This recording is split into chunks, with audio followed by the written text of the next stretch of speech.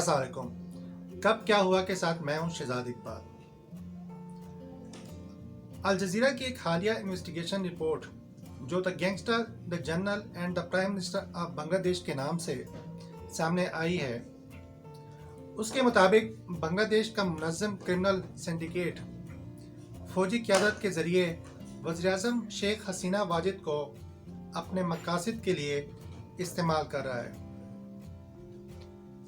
इस मुनज़्ज़म criminal syndicate में general Ahmad अजीज़ के 3 भाई हारिस अहमद, यूसुफ अहमद और अंस अहमद शामिल है, जो कत्ल के मुकदमात में जेल भी भुगत चुके हैं। इस खबर को 3 हिस्सों में तकसीम किया जा सकता है: गैंगस्टर्स, जनरल्स और प्राइम मिनिस्टर। रिपोर्ट के मुताबिक मशहूर गैंगस्टर अहमद हारिस बांग्लादेश के आर्मी चीफ का भाई है और उनका बराह रास्त ताल्लुक वज़ीर-ए-आज़म के साथ है, जिसके इक़्तिदार को तवल्लुद देने के लिए ये गैंग काम करता है। अवामी लीग के बेशतर लीडरों को हारिस अहमद का गैंग तहफ़्फ़ुज़ देता है। ये सब एक ऐसे दौर की पैदावार है जब सियासत और स्ट्रीट गैंगस्टर अपनी अपनी बका के लिए एक दूसरे का सहारा ढूंढते थे।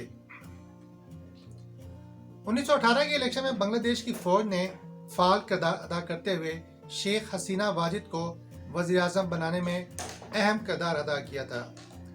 आज मुल्क के मफादात का तय्युन यही सेर अपनी ग्रो करता है। इस रिपोर्ट में यह भी कहा गया है कि बांग्लादेश का आर्मी चीफ अहमद अजीज और उसकी फैमिली स्टेट कंट्रैक्ट्स में गबन करते हैं, जासूसी करते हैं और इसराइल के साथ रवाबित में हैं। वह अपना पैसा मुल्क से बाहर भेज रहे हैं और ऐसे बिजनेस को टारगेट कर रहे हैं जिनमें वो अपना पैसा इन्वेस्ट कर सकें और रिटायरमेंट के बाद अपनी ज़िंदगी ऐश से गुजार सकें।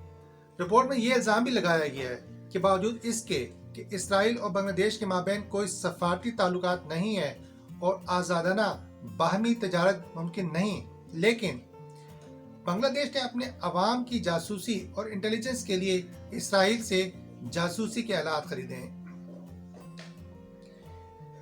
ये मुआहदा दोनों मुल्कों के माबैन एक बड़े गैंगस्टर ग्रुप की वसातत से हुआ, जिसमें बांग्लादेश के 4 फौजी अफसरान ने हंगरी जाकर ट्रेनिंग हासिल की और बाद में इसराइल में भी ये तरबियत ली गई।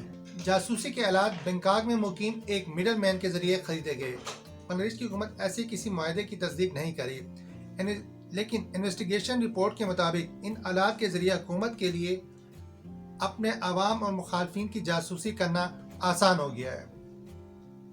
इंसानी हकूक़ को पामाल किया जाता है, फ़ोन कॉल सुनी जाती हैं और रिकॉर्ड की जाती हैं, लेकिन कभी भी इन आलात के हवाले से इसराइल का नाम सामने नहीं लाया जाता। इसराइल के इस अमल दखल से हसीना वाजिद के इक़्तिदार को दवाम दिलाना मकसूद है।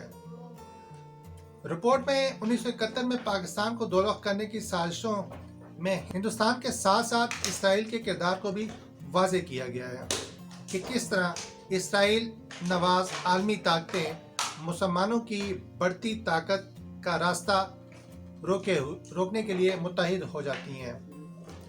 सदर ट्रंप के आखिरी दिनों में खबर गर्म थी कि एक बड़ा इस्लामी मुल्क इसराइल को तस्लीम करने जा रहा है। इन्हीं खबरों की वजह से इस वक्त पाकिस्तान और फिर इंडोनेशिया के हवाले से चिमगोइयाँ हो रही थी और ये इस रात से पर्दा उठ रहा था कि इन खबरों का रुख बांग्लादेश की जानिब था। बांग्लादेश की वज़ारत ख़ारजा ने इस खबर की तरदीद करते हुए इसे बांग्लादेश के खिलाफ बैरूनी साजिश का हिस्सा करार दिया है, लेकिन हकीकत यह है कि अल जज़ीरा की इस तफसीली रिपोर्ट ने न सिर्फ इसराइल के खिलाफ गम और गुस्से को हवा दी है, बल्कि बांग्लादेश की फ़ौज में भी शदीद रद्द अमल देखने में आ रहा है और खदशा है कि हसीना वाजिद की हुकूमत के खिलाफ कहीं फौजी बगावत ना हो जाए।